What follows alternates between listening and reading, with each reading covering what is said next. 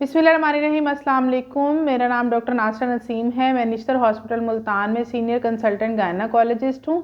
इसके अलावा शमीम अख्तर कॉम्प्लेक्स जो है उसकी डायरेक्टर हूँ। चुंगी नंबर 9 पे हुमायूं रोड पे शमीम अख्तर कॉम्प्लेक्स वाक़या है। उसमें मैं कंसल्टेंट गायनाकोलॉजिस्ट की सर्विसेज भी दे रही हूँ। इसके अलावा मर्दाना और जनाना बांझपन की भी स्पेशलिस्ट हूँ। और इसके अलावा जो औरतों के मखसूस जो होते हैं यानी कि कॉस्मेटिक गायनाकोलॉजी, उसको भी ट्रीट करती हूँ। आज मैं एक बड़े इम्पॉर्टेंट टॉपिक पे बात कर रही हूँ, वो है पीरियड्स की बेकायदगी। यानी कि हम किस चीज़ को कहते हैं कि ये हमारे पीरियड जो है ना वो एबनॉर्मल हैं।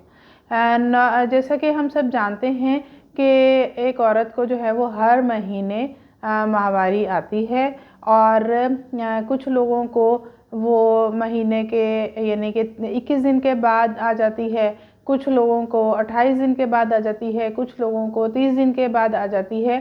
तो वो साइकिल जो 21 दिन से कम हो या 35 दिन से ज़्यादा का साइकिल हो, उसको हम एबनॉर्मल साइकिल कहते हैं। इसके अलावा अगर उसको ब्लीडिंग बहुत कम हो या बहुत ज़्यादा हो, वो भी एबनॉर्मल साइकिल में आती है।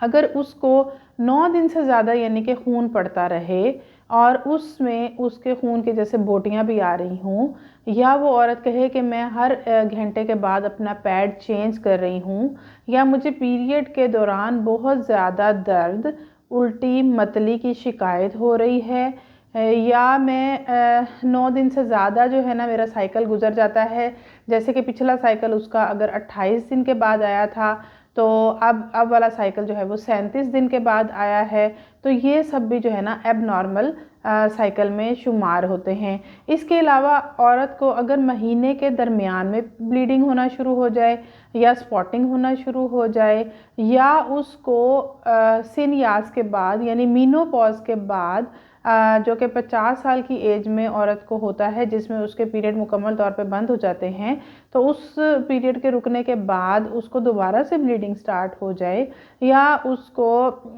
जो है वो ताल्लुक़ के बाद ब्लीडिंग स्टार्ट हो, तो ये भी एबनॉर्मल ब्लीडिंग में शुमार होती है।